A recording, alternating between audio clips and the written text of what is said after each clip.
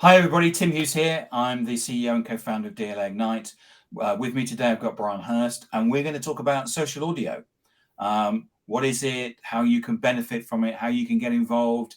Brian's a big mover in the social audio world, so there's no better person to talk about it. Brian, I always ask people this before we get in. So anybody who's watching the first 30 seconds of this video then can find you. Where can people get hold of you? Hey, Tim. Hope you're having a good day so far. Folks can get a hold of me mainly on Twitter at Brian Hurst01. Again, Brian Hurst01. That's going to be the best place. LinkedIn as well for other industry professionals is a good spot as well. So mainly those are the two channels, Twitter and LinkedIn. Perfect. So how did you get caught up in all of this? Because social audio, I mean, I think I spent last summer on Clubhouse. And so how did you get caught up in the social audio world? I got started into it when I started to see chatter of Clubhouse, the exclusivity factor, with the invites, almost like an entertainment or nightlife kind of feel. Like, did you get tickets to this club or this nightlife? So that kind of added some intrigue, almost like the anticipation of when you were going to get it. It wasn't just like a public drop, which was effective at the time, especially when folks are still at home to a large degree and the intrigue factor isn't there for a lot of industries. Like movies wasn't as big on the forefront. So that was kind of the start of it. And then when Twitter Spaces entered the arena, that's when it kind of brought it home, because it wasn't starting from, let's say, a ground level. And it did allow for brands and nonprofits to jump on it as well. So I did a lot of experimentation with my nonprofit, which is AMA Boston, the American Marketing Association in the Boston area. And so, yeah, I know that, well, you know, the best nightclub in the world is the one with the longest queue, isn't it? Right. And I remember, you know, this exclusivity or fear of missing out, the fact that, you know, to get on there, you had to get an invite.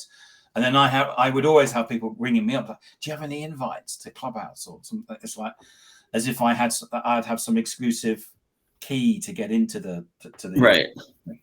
So what's your definition of social audio? What's it all about? I think it has a variety of different forms. It's almost like an amoeba type platform. But I think the best way to describe it is an audio conference, or what I like to say as well is a kind of like a drop-in radio style. It has factors of your traditional radio, except on a virtual platform, while having some of the major platforms behind it, LinkedIn, Twitter, Clubhouse as well. So I think it goes in and out of what it's described as mainly. I think it helps depending on who you're talking to, what they might understand. If they're more traditional, more radio style, you could say drop in audio, or I just say it as a audio conference because I'm attending a conference. It's just virtually in that kind of format. Yeah, it always reminds me of a talk radio where you can just turn up and listen, or you can take part. And I also noticed that that Spotify is investing a lot in this because of their podcast position on audio. They're also investing a lot in the social audio space as well, aren't they? Absolutely. Spotify, I heard speak at a digital conference called Inbound, and their chief content officer at the time said the voice/podcast is a huge priority of hers. And then I just saw recently in the last week or two that they moved their native application onto or in process of moving it to their main app So because they've made an acquisition, didn't they? About yeah, so they purchased Locker Room, which was a sports related platform relating to social audio. They took it under their umbrella, changed it to Green Room, and then now transitioning it onto their main app and going to be calling it Spotify Live. Right. So, when you've got people like Spotify investing in this, and you've got LinkedIn that are also investing in it, it's obviously there's a movement here of people that see that it's useful. But you focused on Twitter Spaces, haven't you? Yeah, Twitter Spaces, just because I'm most savvy with Twitter, that tends to be where I gravitate towards. I kind of know the language, if you will, or the flow, and then you add voice into it and it becomes a whole new world. Like tweets resonate more. Like if you happen to see Gary Vaynerchuk's tweet, and so that might resonate with you, but when you hear his voice over it, then you're like, all right, now I put the voice with the content, and it kind of adds more human element than just seeing text. Yes. Yeah. I get that. Yeah. Almost similar when you go to a rock show or whatever kind of music you listen to. After you hear it live, it's different than when you've heard it before recorded. Yeah. I went to see Genesis at last Thursday, and it's the first time that I've been to a big concert in a big arena since COVID, and there's something, it's just so different hearing it in that sort of context. Yeah, especially after the show, then it's like more dynamic of the sound because you've heard kind of the elements of the show. Yeah. So talk us through. So for people that may not have used social audio, talk us through the functionality. So what do you do? So before, because if think of it as I'm going to go to a party, how do I need to dress before I go to that party? Well, that's one of the perks of social audio is there's very little prep because it is audio only. So a lot of females prefer it because there's no makeup and hair, and you can sit in your pajamas, mix and match. Yes, pajamas, gym shorts, you name it. It adapts to your life because you don't have to have it take precedent. You can kind of has it as a secondary vehicle, if you will. I've done dishes while I'm doing social audio. I've cooked a meal, kind of serendipitous with being on social audio. So it definitely allows for that as well. And there's not a commitment factor, depending if you've agreed with the hosts of, I only want to jump in for 15 minutes before dinner with family. So I only want to be there for a limited amount of time. You drop in, listen to maybe a nugget or two, and then leave. And there's not that conference feel of, oh, I have to be here for 4 hours. Yeah. And I think that ability to dip in and dip out is something, that if you're listening to a podcast, well, in my case, I tend to want to listen to the whole thing. I'll make time for the whole thing. Whereas I think with the social audio, you are able to dip in and dip out. With Twitter Spaces, so it only works on the mobile, doesn't it? So mobile, if you want to participate, desktop, if you want to listen, right, and mobile if you want to conduct a space. So like if you wanted to host a space on that band you mentioned, Genesis, I think it was. Yes. So desktop just for listen, and then participate on mobile. I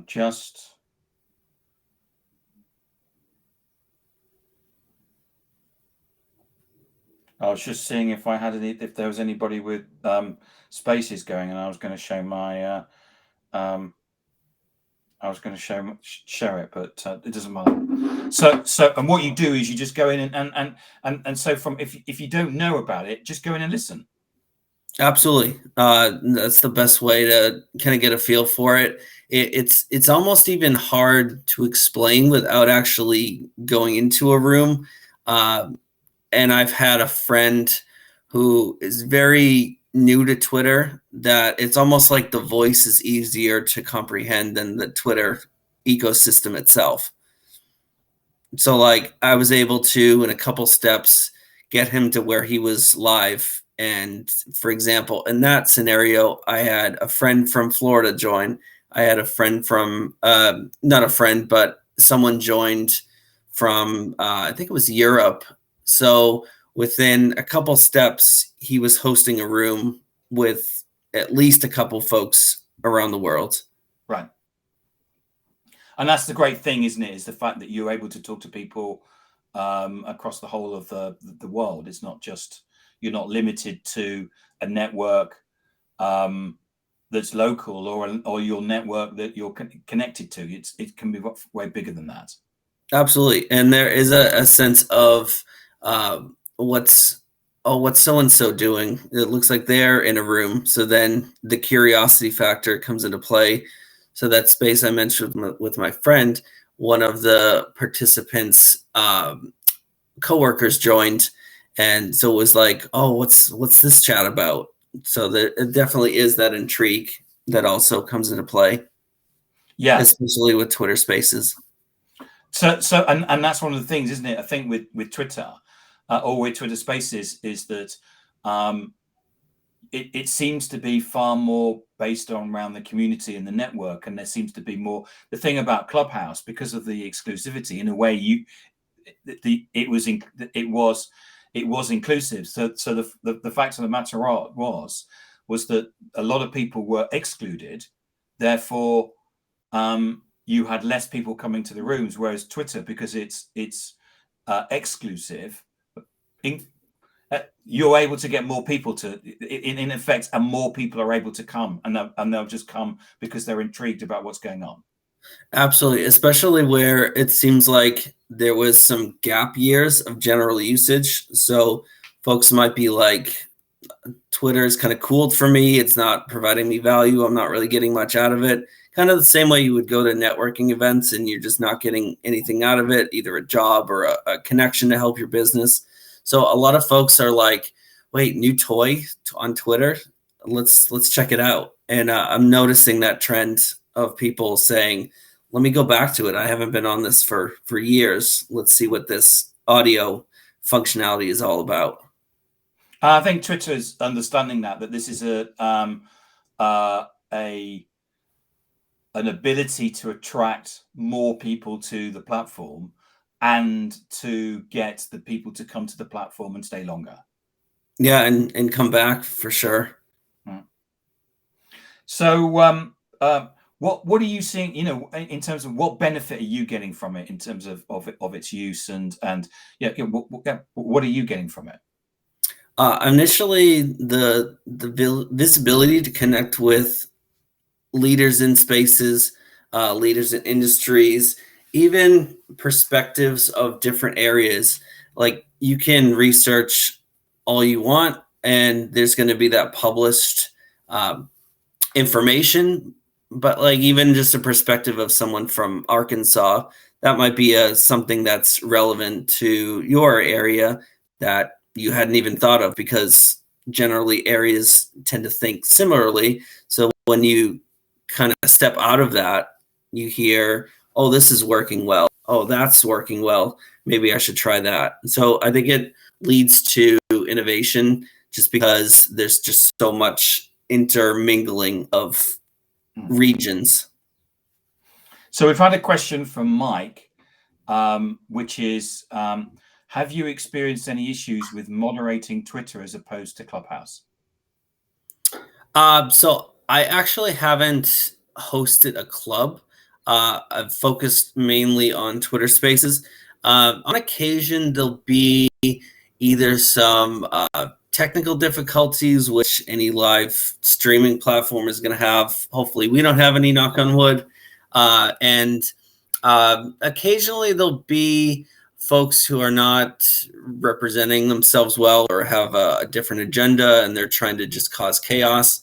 But it does allow for functionality to control that scenario, either by removing or muting the whole room. So it does allow for that control as the host. Because when I hosted Clubhouses, you would get people come on and they would immediately try to force their agenda, whether that was the fact that they were selling themselves, selling a book, selling a service or something like that. And you would know who those individuals were. So I guess, and in the end, you would either block them or just remove them or. Yeah, absolutely. And I tend to vet folks quickly if I'm allowing them on stage. And one that I've remembered recently was I was doing a space. It was really ad hoc, or spontaneous. And this gentleman requested to speak, and he had less than 5 followers. So that generally raises a red flag, just because are they brand new, or is it a fake account? And what I do in that scenario is I'll just DM them and just say what they want to speak about. And it was a nice fellow from Germany, and he had just created a new account, so he was fine to go for it. So what's your recommendation for whether it's an individual or a brand, how to get involved in this? What's your recommendations? I would say initially see where you're already established. Do you have a Twitter account? Do you have one from the dusty closet, if you will? Do you have LinkedIn, which is coming onto the platform as well as social audio as a whole? Identify Android or iPhone, that can have an indication there. But the best way is just to really dive in. I mean, you could literally take 10 minutes, see what you have, see what you want to try first, and then see. So initially, Twitter Spaces will connect you with rooms that you're already connected with. So if I were connected with you, Tim, on Twitter, which we should connect if we hadn't already, but I would see that Tim's in a room or Tim is listening on a room. So then I could just pop in. So it literally takes maybe 5 minutes to do a first kind of put your toe in, and then so then the second part of that would be, is this content relevant for me? So that's when ideally you would see a room title, and a lot of them have questions like, what's your favorite social audio tip, or what's your favorite beverage to go out? So that's kind of like an engagement factor of what this is about, because human nature is like, all right, what's this discussion about? Is this too in-depth for me? Is this relevant for me? Is it too time consuming even for a drop in? So I first say, start off with just dipping your toe in, get a functionality kind of thing, and then try and find something that's relevant for you. And what about experimenting? Is that something that you would suggest? Yeah, I mean, especially with once you kind of get a feel for the listening part, which some might be quicker than others, and that's everyone's own pace, then you can kind of experiment with hosting a content yourself. If that's promoting a book, if that's kind of being more of a thought leader in your space, as a whole, it's definitely worth exploring, just because it doesn't have to be this large lift, as we call it these days in the industry. It can be 10 minutes a month. It can be 30 minutes a week. It really depends on what you want out of it initially, because you're going to have those decisions of, do I continue this or not? It just takes a little bit of time to see if it's worth going for you. And you can promote it on different levels. So I did it the first time. I wanted to at least have some folks already committed in a sense. So I reached out to some folks that I knew and had about 5 or 6 people to start. And then it kind of snowballs from there. Or as we used to do in Keith and Kiki spaces, we used to do a waterfall where folks would tweet out the space, the visual, and then that builds that intrigue, like, oh, so-and-so's here, I should join, things like that. And I've done the same, where I basically, with a mate in the Clubhouse days, which is where we just said, well, we'll just open a room, and what we're going to talk about, I don't know, running a podcast or something, and just seeing how it goes. And I was going to say, I think some people have that almost precaution of what if 500 people join, and while that's a good problem to have, the way I look at it, Yes. it can be overwhelming at first, because you're like, I just had 500 people walk into my virtual house. Now I have to entertain them, or provide them with value, or provide them with virtual food, if you will. But the chances of that as a first-time Spaces host are pretty unlikely. So it's a build up from there. Certainly there's can be anomalies there. If you're connected with a large account that's verified, that might push the needle further towards that 500. But I don't think people need to have that concern that all of a sudden they're going to do their first space and this huge group comes flooding in. It definitely coincides with learning at the same time of people identifying them at the start. It's almost like a brand new company has to build with time as well. Yeah, I agree. Yeah, and I agree, and I think that you have plenty of time to learn the ropes of how you run. Go in and listen. Find people that you respect that are running rooms, so you can understand the etiquette. And run some yourself, and get a couple of mates along, but the thing is that, as you said with tech, is it goes wrong, and to see that as not a failure on your failure on your behalf, but actually as just laugh it off. Oh, absolutely. And I think folks have that that notion of wanting everything they put out to be pristine, which is admirable. So one strategy you could do prior to putting your brand on notice, if you will, in that sense, you could do it from a personal account, kind of work those inconsistencies, work those challenges, so you know what to expect when you kind of put it under your brand umbrella. Brian, thank you so much for coming on today and sharing your insight. It's been fascinating. I think that social audio is one of those things that's just starting, and it's going to see, when you've got people like LinkedIn, Twitter, Spotify, all investing in this area, they obviously see that there's a need for it. So it's just the start, I think. Absolutely. Brian, remind people where they can get hold of you. Definitely Twitter, Brian Hurst 01, and on LinkedIn, Brian Hurst. And in closing, I think we're just scratching the surface. And when I was chatting with Babylon Brooke from LA, she's mentioned authenticity. So I think that's where it's heading and continues to grow. Yeah, fantastic. Thank you so much for today, Brian. I appreciate you coming and spending the time with us. Thanks so much. Thank you if you're still watching for your question as well. Thanks, everybody. Bye.